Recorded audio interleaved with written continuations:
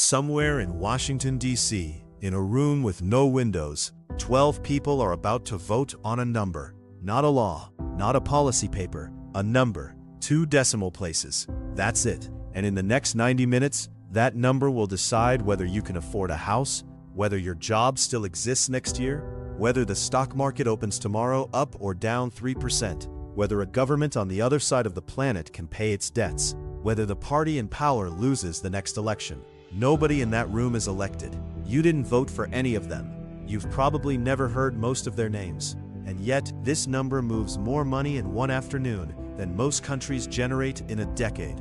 We call it the interest rate. It sounds boring. It is not boring. It might be the most powerful number in the modern world, and almost nobody who is affected by it actually understands how it works. By the end of this video, you will. This isn't a trivia fact. This is the engine underneath your mortgage rate, your savings account, your job market, your retirement fund. Every time the Federal Reserve raises or cuts interest rates, it's wrestling with this debt.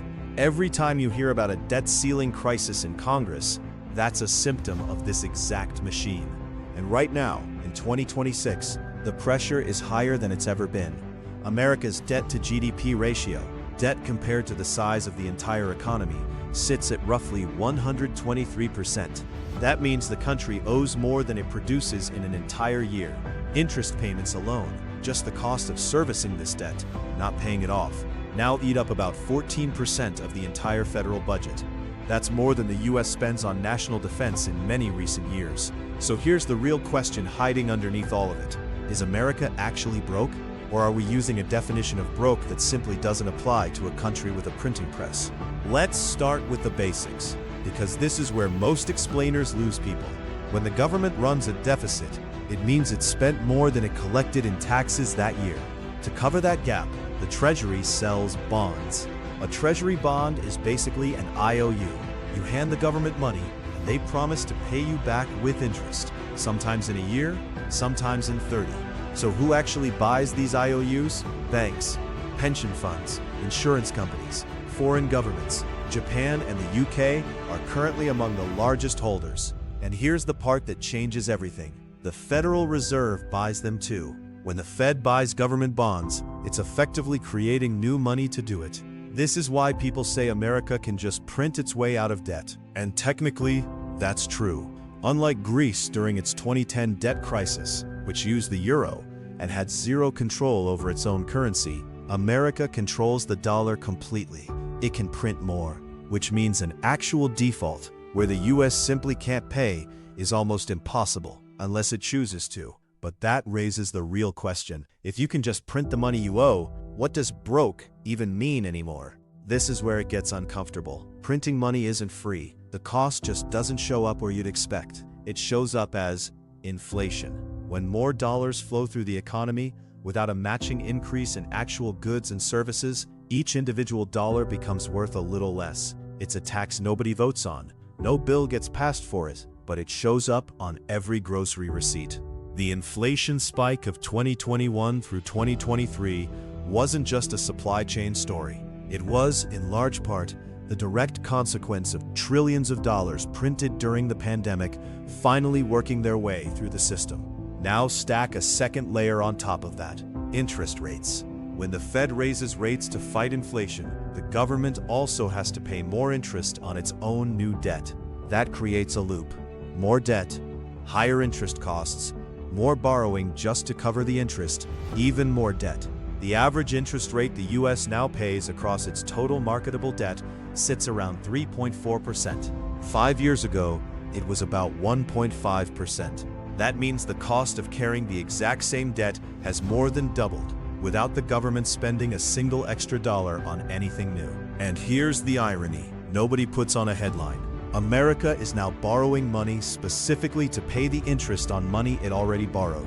It's paying off one credit card with another credit card and calling it fiscal policy. The hyped version goes, "Don't worry, America can always print its way out." The reality is messier. Yes, the risk of an outright default is close to zero, as long as the debt stays denominated in dollars. But there's a different risk that doesn't get nearly enough attention: trust. The entire system runs on one assumption: that the rest of the world keeps believing in the dollar and keeps buying treasury bonds without hesitation. The moment that trust wavers even slightly, investors demand higher returns to keep lending.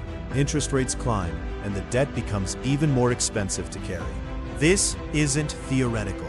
Major credit rating agencies have already downgraded America's credit rating in recent years, something that had essentially never happened in modern history before this decade. And there's a second, quieter reality check. This entire system only works smoothly if the economy grows faster than the debt. But when interest payments alone consume this much of the federal budget, there's simply less room left for things like infrastructure, research, and education. At that point, technically not broke starts to feel like a hollow kind of victory, because the real question was never whether America will default. It's how much is actually being sacrificed just to maintain the illusion that everything is fine. Zoom out far enough, and this stops being just an American story. The entire global financial system is built around the dollar. Oil pricing, international trade settlements, central bank reserves around the world, almost all of it is denominated in dollars, which means when America prints money, it's not only Americans who absorb the cost. The entire world quietly shares that inflation tax. That's exactly why countries like China and Russia have spent years slowly diversifying their reserves, buying gold, exploring alternative currencies. It's not some grand conspiracy. It's a slow hedge against a system that everyone privately suspects can't expand forever. The long-term risk is simple to state and uncomfortable to sit with. If interest costs keep growing at this pace, within a few decades, America could be spending more on interest payments alone than it collects in total tax revenue. At that point, there are only three real options left: raise taxes, cut spending, or print even more. The third option is always the most politically convenient. It's also the one that keeps the entire inflation and trust erosion cycle spinning. So no, America isn't technically broke. The odds of an outright default are close to zero. The system is working right now, but working and sustainable have never meant the same thing. Every financial system in history that eventually collapsed said the exact same thing the day before it collapsed. It's still working. So the real question isn't whether America defaults tomorrow. The real question is when the rest of the world finally decides that unlimited trust in the dollar is no longer safe, will we still be telling ourselves the system is working, or will we have started asking, long before that day, how much longer it actually can? The reality is quieter and stranger. Most of the time, the rate doesn't move dramatically at all. Committees hold steady for months. The real action isn't even in what they decide, it's in what they say. Markets have learned to trade on the language of fence statement, with the same intensity poker players study a tell. A single word change, from will to may, can move markets by billions of dollars, because traders are no longer pricing the current rate. They're pricing what they believe the rate will be 6 months from now. This is the part that reveals something uncomfortable about modern finance. An enormous share of global market value isn't based on what's actually happening in the economy today. It's based on collective guesses about what a handful of unelected officials will decide to do next. We've built a financial system where the single most influential number isn't a measurement of reality, it's a forecast of an opinion. Zooming out, why this should worry you a little. Here's the bigger picture, and it's bigger than any one country, because the US dollar is the world's reserve currency. When the Federal Reserve moves this number, it doesn't just affect Americans. It ripples through every economy on Earth. When US rates rise, global investors pull money out of emerging markets, Brazil, Turkey, South Africa, Pakistan, chasing safer, higher returns in US bonds. That capital flight can crash currencies, spike inflation, and trigger debt crises in countries that had nothing to do with the decision that caused it. The 2013 taper tantrum, when the Fed merely hinted at slowing down its bond purchases, wiped out hundreds of billions of dollars in value across emerging markets in a matter of weeks. Countries that had done everything right economically were punished for a policy shift decided in a room in Washington, D.C. that most of their citizens had never heard of. This is the part that should sit uneasily with you. Global economic stability for over 190 countries is downstream of the judgment calls of roughly a dozen people. Algorithms, data, mathematical certainty. The truth is closer to this. A handful of people, armed with incomplete data and historical analogies, adjusting a single dial, and the entire planet's financial plumbing responding to which way they turn it. The question that doesn't go away. So here's where this leaves us. We've built the most sophisticated financial system in human history. Instant trades, algorithmic markets, trillion-dollar companies valued to the decimal point.